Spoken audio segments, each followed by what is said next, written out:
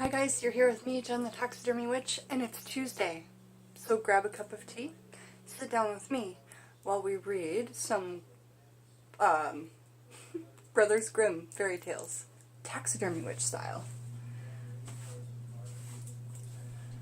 How are you guys today? I have Eleanor on the table, and one thing I want to say about Eleanor is that she's lovely, and she's one of my closest relationship pieces that I have, like, the closest relationship with, that she talks the most, that I can hear the most, doing spirit work and with clairaudience.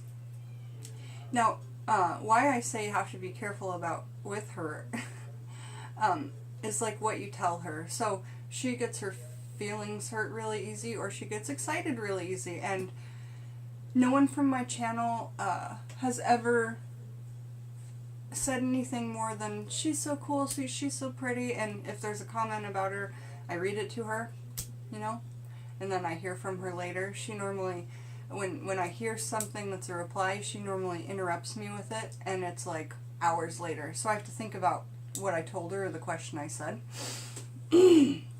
That can be quite tricky, but the answer usually hooks it up together. So I have a friend, Maddie, who is from my YouTube channel and also from the, I believe I met her first from the Pagans and Witches Amino app, but then she followed me to my YouTube channel, which is what I suggest everyone does. However, I don't know if I'll be able to post this video on witches and pagans, or because if I swear in it, I'm not going to edit my video, but these videos where I do more personal stuff, you know, it's just more personal stuff, so it's not going to be like, I'm going to be more myself, and I'm going to be less edited than I even am originally. So, back to the Pagans and Witches and Eleanor and my friend Maddie, who lives in New Zealand. She's the first person that has ever offered to send Eleanor something, and I've known about it for about two and a half weeks, that Maddie was going to send something for me and Eleanor, and then I had dictated, I'm not kidding, I dictated something to Maddie, and I said thank you, and Eleanor is so excited about her gift, and you know, she was actually pissed at me for not telling her sooner. Now she keeps spitting this rock out of her mouth. Like, I have her hold this red jasper, and that just kind of stays in her mouth. It's just been falling out of her mouth. And it's not done that before, so that's kind of funny, and I'm sure Maddie will get a kick out of that. Eleanor cannot wait for her new jewelry, and she's really excited. So, the first story I'm going to read you guys is the second story in the Brothers Grimm collection, okay?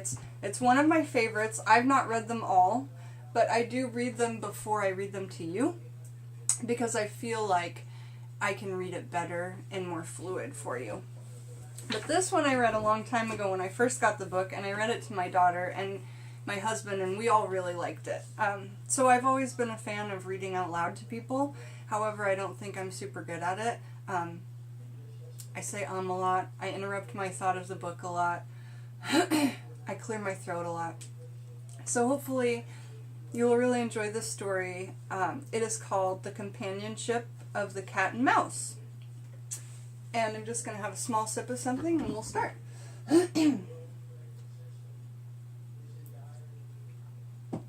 Alright. A cat and a mouse wanted to live together, so they set up a common household. They also prepared for the winter and bought a little jar of fat, but since they didn't know of a better and safer place to put it, they stuck it under the altar in the church, where it was supposed to stay until they needed it. Now it was not long before the cat felt a craving for the fat and went to the mouse and said, "Listen, little mouse, my cousin has asked me to be the godfather of her child. She gave birth to a baby boy, white with brown spots. I am to hold him at the christening. Would you mind letting me go out today and taking care of the house by yourself. No, no, answered the mouse. Go there. And when you get something good to eat, think of me. I sure would like a little drop of that sweet red christening wine. But the cat went straight to the church and licked up the skin off the top of the fat. And then he strolled around the city and didn't return home until evening. You must have enjoyed yourself very much, the mouse said. What name did they give the child? Skin Off, the cat answered. Skin Off? That's a strange name. I've never heard of it before. Soon thereafter the cat felt another craving and went to the mouse and said, I've been asked to be godfather once more. The child has a white ring around his body. I can't refuse. You must do me a favor and look after the house. The mouse consented, and the cat went up and ate half the jar of fat. When he returned home, the mouse asked, What was the name of this godchild given? Half Gone. Half Gone? You don't say! I've never heard of such a name. I'm sure it's not on the list of proper baptismal names. Now, the cat couldn't stop thinking about the rest of the jar of fat. I've been asked to be godfather again for a third time. This child's all black and has white paws. Aside from that, there's not a white hair on his body. That only happens once every few years. You'll let me go, won't you? Skin Off, Half Gone, the mouse said. Those are really curious names. I'm beginning to wonder about them. Even so, go ahead. The mouse cleaned the house and put it in order. Meanwhile, the cat ate up the rest of the fat from the jar and came home stout and stuffed late that night. What's the name of the third child? All Gone. All Gone? Hey now, that's the most suspicious of all the names, said the mouse. All Gone? What's it supposed to mean? I've never seen it in print. Upon saying that, the mouse shook her head and went to sleep. Nobody called upon the cat to become godfather for a fourth time, because the fat was gone. However, soon winter came, and there was nothing more to be found outside. So the mouse said to the cat, Come, let's go to our supply that we stuck beneath the altar in the church. But when they arrived there, the jar was completely empty. Oh, said the mouse.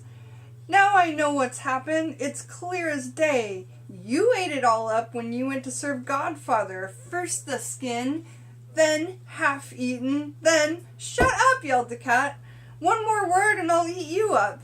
All gone was already on the top of the poor mouse's tongue. No sooner did she say it than the cat jumped on her and swallowed her in one gulp. Okay. Totally funny story. Even at the end, because that is nature. Cat and mice are probably not meant to live together. They're totally both tricksters. They're both smart animals. I think it's great. Now, I want to tell you this. I adore people who like to scare children. Now, don't unsubscribe. Hear me out. Both Jim Henson and Frank Oz, one of my most favorite people, worked on the movie Dark Crystal. And when they worked on that movie, they took a lot of influence from things like Brothers Grimm's and different fairy tales, okay? Really ancient, cool, wicked fairy tales. Rewatch The Dark Crystal. It's about fairies. You guys, it's one of my favorite movies as a kid. Still one of my favorite movies. But Jim Henson and Frank Oz agreed.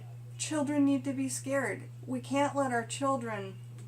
And this is a really healthy way to do it, some of these stories get pretty morbid. That's definitely a tame one. But I'm just saying that it makes us cautious people to know, I read true crime, so I know what's out there. My parents started neglecting me in the kindest way to go to work at 3, 4, 5 years old, and I just watched whatever movies around, and my brothers had horror movies, So from a young age, I've been scared horrifically and just kind of accustomed to it, I guess. But I do think that I think I was overexposed, by the way, but I think that there's a good medium in between someone who never lets their kids see anything bad to the way I grew up, to the way other people grow up, which is, I'm sure, worse sometimes. But what I'm saying is, I adore the fact that people want to bring fear into children so that they can become, I think it helps children become stronger, more aware, less sensitive in the, you know, it's good to be sensitive, but less hypersensitivity. And so yeah, I would love to hear your comments on what I'm saying, because I'm sure there's a lot of thought building in your head. And whether it's you agree with me or you don't, I want to hear your comments. So this is me telling tales on a Tuesday. I read a Brothers Grimm. And last time I told some personal stories. And the personal stories that I want to tell this time have to do with like me getting in trouble when I was little and stuff like that. So I'm going to put it on a different video. Alright, you guys. I love you all. Thanks for hanging out with me, Jen the Taxidermy Witch, and reading from Brothers Grimm fairy tales, The Companionship of the Cat and the Mouse. Skin off, I've never heard of such a name. Bye, you guys.